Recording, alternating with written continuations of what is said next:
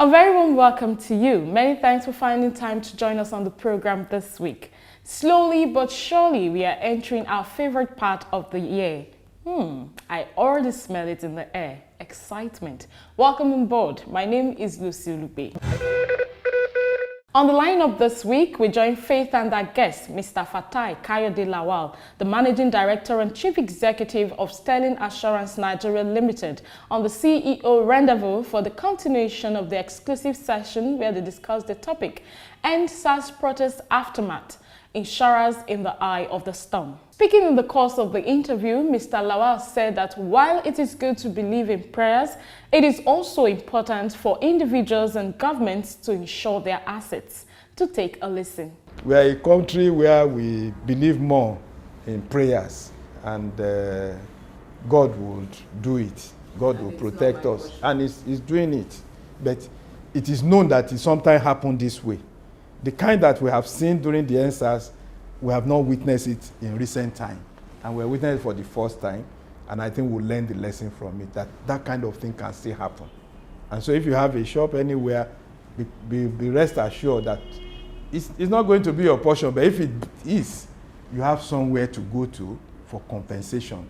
On this edition also, we will bring you highlights from the National Conference of the National Association of Insurance and Pension Correspondents, NAIPCO, that took place recently at the 4 Points by Sheraton Hotel, Victoria Island. The theme of the conference was promoting bankable investments portfolio for insurance and pension sectors.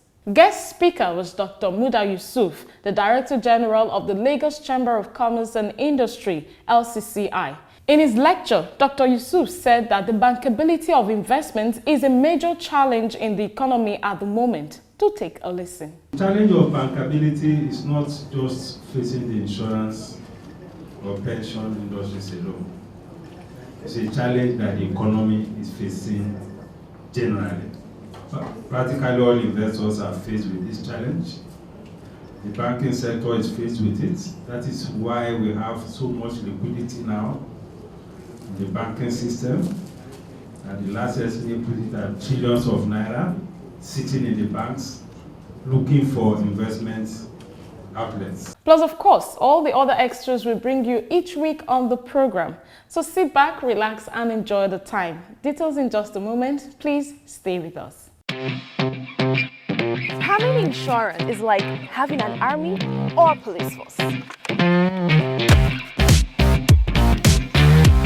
Having these shows you are ready for your enemies should they decide to attack.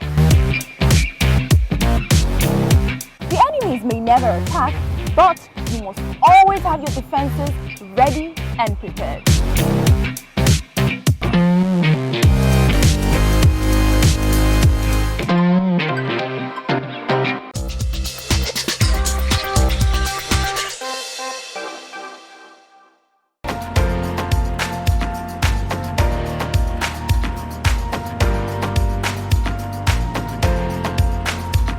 What is the role of reinsurance in all that has happened? As I said, they've put the figure at about 700 billion, and the Lagos state government have said they need about 1 trillion naira. So someone have asked me that, where is the insurance industry going to get all that money from to settle the Lagos state government 1 trillion, about 700 billion? Where are they going to get the money from? So I said there's reinsurance. So what's the place or role of reinsurance in all of this?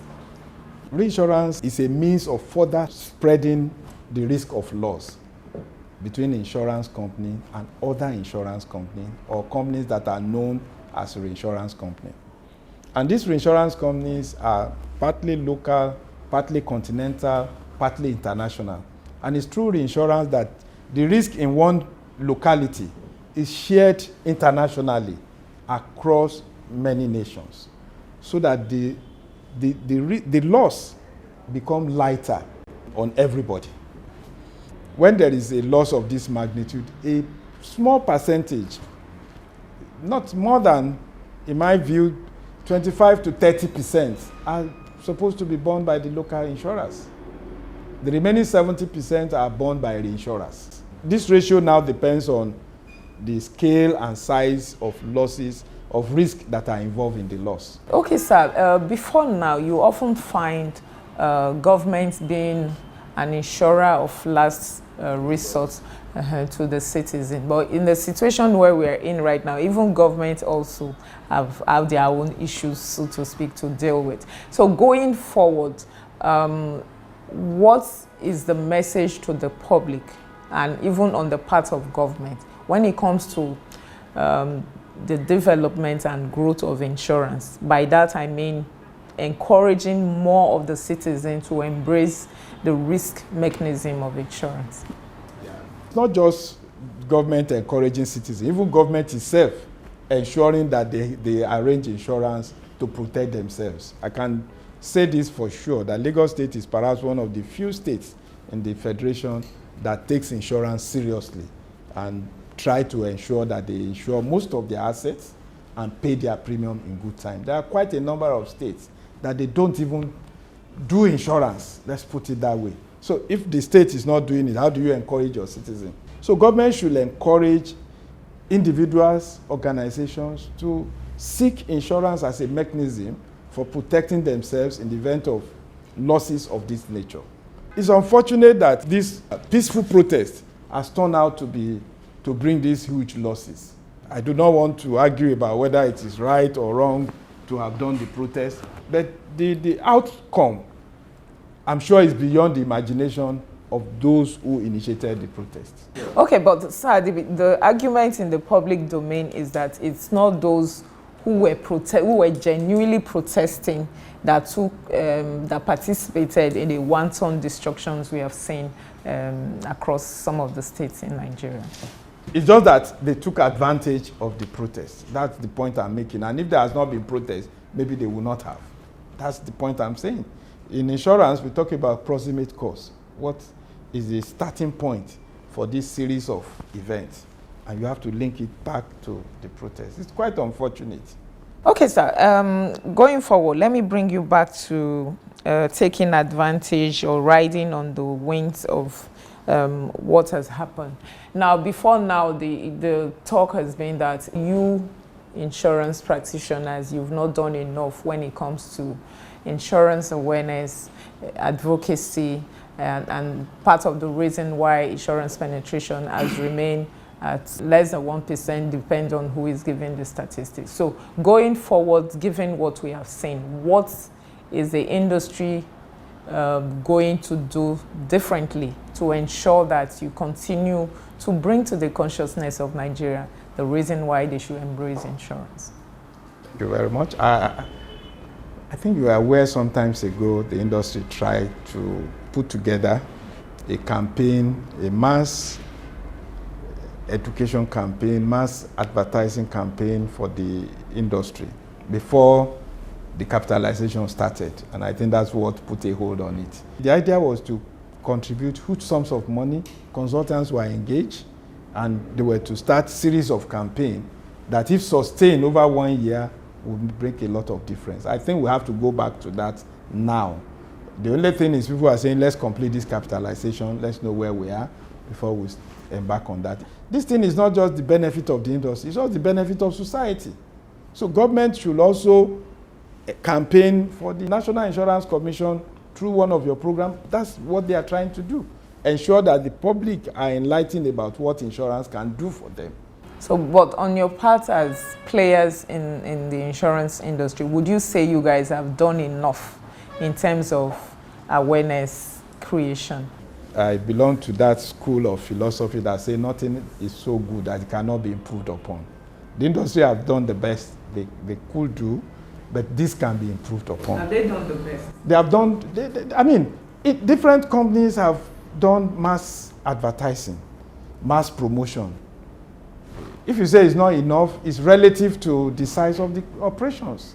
And going forward, I believe that the Nigeria Insurance Association, the Nigeria Corporation of Insurance Brokers, the National Insurance Commission, and the individual companies would use this medium, this opportunity to galvanize insurance awareness and promotion. A lot of people are not aware of the benefit they stand to get from insuring their assets, no matter how small, no matter how little. So oftentimes when they hear about insurance, it doesn't really connect. If you take a survey, a lot of people, the only insurance they probably are aware of is a third-party motor insurance because it's made compulsory by law. So going forward and given what has happened, the other day I saw a guy crying on national television because he has lost everything, a small shop that was attached to a bigger structure that belongs to the Ondo State government and all of that. And I felt touched. So for people like that, what message or what can the insurance industry do to capture those people who are not really aware of the benefits they stand to get from insuring their assets, no matter how small it is? I don't want to be controversial. In today's world, if we say people are not aware, I think it will not be right. They may not understand the full benefit that they stand to benefit. It has come to a point where people get to know. And many times, even very educated people, they are aware, they don't take it. So I expect that insurance companies and the insurance industry will, from here, strengthen their promotion, strengthen their mass awareness. And there are quite a number by individuals. And you know how long you've been on the road, shouting in pidgin, in real grammar, telling people about insurance. I want to believe that we can do more. I always tell people that if you don't have an asset, you don't have anything to protect. But the moment you start acquiring little, you just have to. Abroad, you want to buy just a tablet like this. If you want to buy a wristwatch, at the counter where you want to pay, they ask, the cost of your watch is 10,200 naira. If you want insurance for 3 years, we'll add additional 50 naira of 200 naira to it. And people willingly say, go ahead. If you don't want, they won't compel you. We are a country where we believe more in prayers, and God will do it. God will protect us, and He's doing it. But it is known that it sometimes happens this way. The kind that we have seen during the NSAS, we have not witnessed it in recent time, and we're witnessing it for the first time. And I think we'll learn the lesson from it, that kind of thing can still happen. And so if you have a shop anywhere, be rest assured that it's not going to be your portion, but if it is, you have somewhere to go to for compensation so that you can continue to do your business. And that's what I want to see in some of those who have insured in those shops. If you have insured your shop and you have paid your premium, we should be able to pay your claim within 30 days. Okay, Mr. Lawal, it's probably the area where people not embracing insurance in this environment comes from. Oftentimes you hear people say, oh, when it's time for insurers to settle your claims, they come up with all sorts of excuses, all sorts of demands, all sorts of documentation that you have to bring, and sometimes it just pisses people off and they don't even want to listen. So given the scale of what has happened, for those who are genuinely insured and their claims are settled without putting them through a lot of hassles that they complain about, what would be the position of the insurance industry to also sell that so people can relate and see that, oh, of a truth, insurance, when it comes to claim settlement, they are there for you? The insurance company are bracing up to working with their clients to ensure that these claims that arise from these losses are settled promptly. And believe me, that will be done in this instance. Quite a lot of the extra demand that are made on people will be waived because it's known that a loss has happened. So you don't need to go and say, get a police report that your house has been burgled. Everybody knows. So when it's a public, you don't need that. The second thing is the insurance company are working with those shop owners to see their records and reach agreement on what to be settled. And I know quite a number of companies are already doing that. We are doing that as well. Most times, these stories of, when there is time for claim, they don't pay. They are stories of yesteryears. Unfortunately, people don't remove it in their ears. Okay, so if people don't remove it, the way to remove it is, the average Nigerian has this problem. When he suffers a loss, he shouts so that everybody will sympathize with him. When he's paid, He doesn't tell anybody. Okay, so if you operators know, why, if I refuse to shout as a claimant, why can't you shout on my behalf? Because you have more people who don't believe that you have settled me in the first place. When they settle claims, why are they not projecting that so that more members of the society can see and sometimes even relate? Because you never can tell if it's somebody that you know the next door. There's this issue of confidentiality. You have a relationship between yourself and your client. You don't want to expose your client to the public, because tomorrow, after you pay the claim, the people get to know armed robbers go and attack you pay another claim. So that's the problem. But I think at the level of the NIA, the Nigeria Insurance Association, we should be publishing major losses, big losses that are sentimental. This particular one will be published.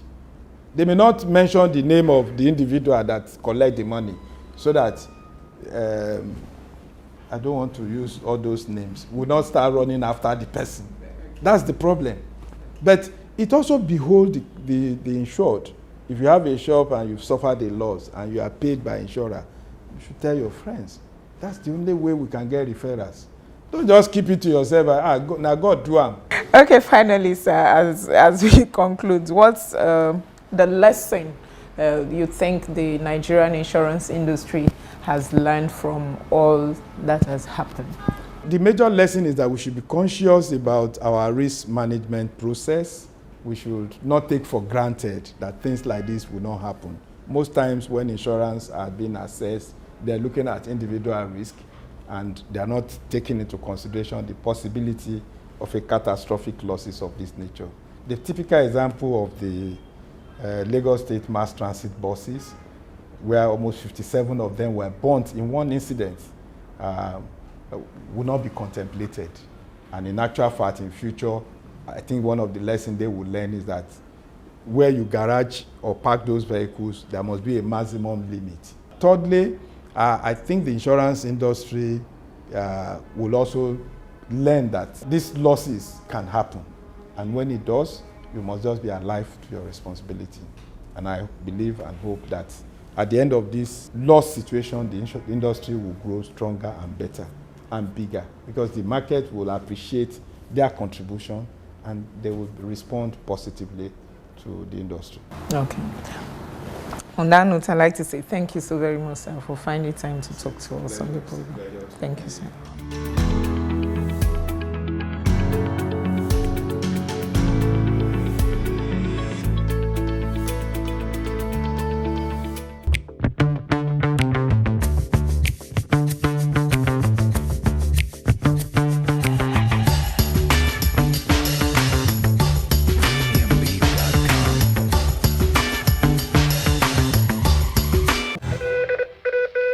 All right, welcome back. Moving on, we now bring you highlights of the NAIPCO Annual Conference, which brought critical stakeholders within the insurance and pension sectors together to discuss issues that are germane to the sector's survival, especially at a time when interest rates payable on investment instruments have all crashed. Happy viewing.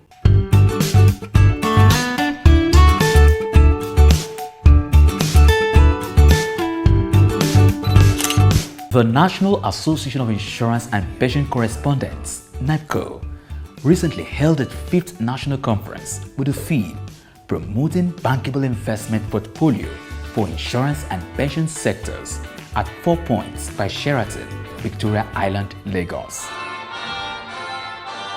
Guest speaker was Dr. Muda Yusuf, the Director General of the Lagos Chamber of Commerce and Industry, which chairman was Mr. Austin Enajemo Isire, chairman, Nigeria Social Insurance Trust Fund. Welcoming guests and colleagues to the conference, the president of NAIPCO, Mr. Chuks Okonta, said that the NAIPCO conference was conceived to enhance discussions on issues on insurance and pension. The National Association of Insurance and Pension Correspondents annual conference was conceived by our founding fathers to enhance discourse on matters around insurance and pension sector and by extension the economy. Over the years, the conference has helped to raise issues that have shaped operations of the insurance and pension sectors. As erudite scholars, we are being invited to speak and discuss on how to take the two sectors to a lofty heights. NAIPCO this year decided to raise discourse on a vital area that is of great essence to these sectors that we represent.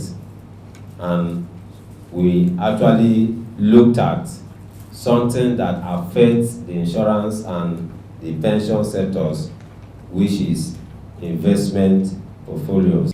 In his brief remarks, the chairman of the occasion, Mr. Isire, said that the current situation demands that the restrictive nature of insurance and pension funds investment outlets be reviewed to enable some identified sectors access funds to finance their operations. We must note and be reminded that insurance and pension funds are subject of regulatory guidelines as provided in Section 25 of the Insurance Act of 2003 as amended to date, and Section 86 of the PROA, the Pension Reform Act 2014. All of these were meant for the purpose of safety and adequate returns.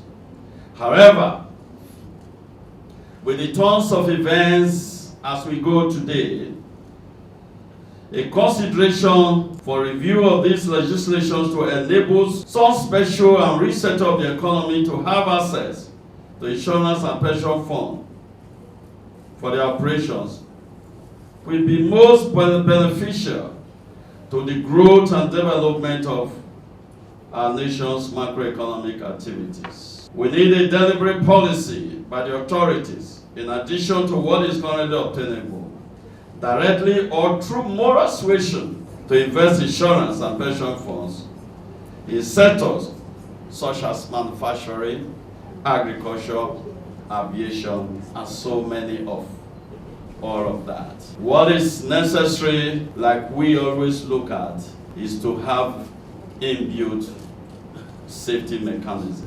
Other speakers were the representative of the Director General of PENCOM, Mr. Shola Adeshiun, acting Head Southwest Zonal Office, PENCOM, Mr. Razak Salami, Director, Corporate Communication, NAIPCO, who represented the Commissioner for Insurance, and a host of others.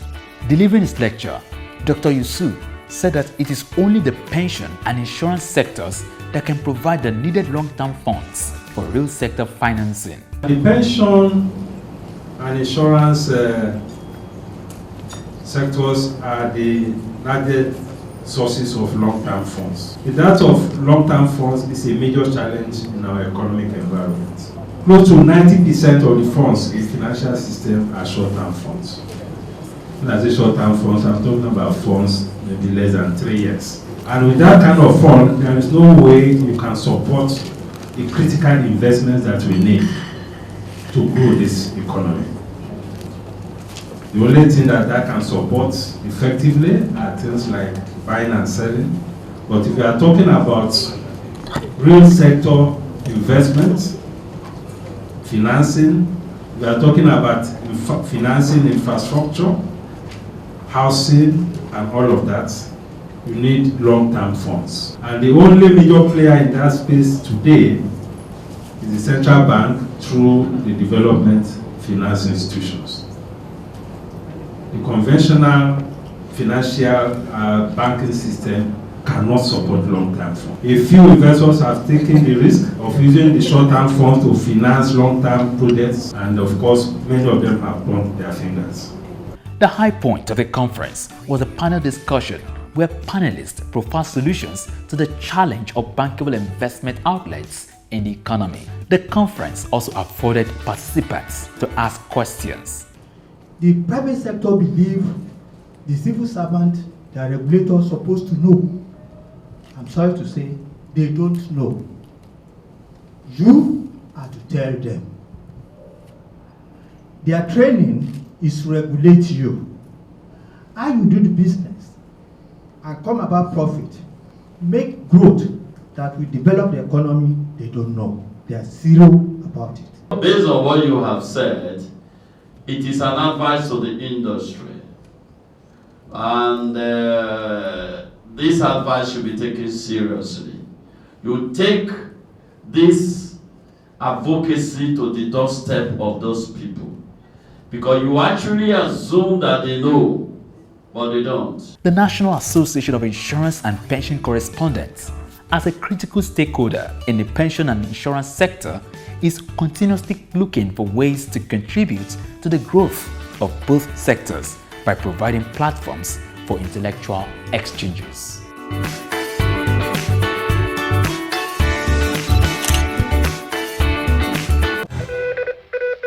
And that's our time on the program this week. Many thanks for being a part of it. Join us again, same time, same station next week for a fresh package. In the meantime, feel free as always to connect with us on all our social media platforms. Don't forget to join us live every Wednesday on Niger FM 102.7 on our flagship radio program, Waiting Insurance They Do Save, powered by NAIPCO. My name is Lucy Ulugbe, and until next time, from the entire team, it's goodbye.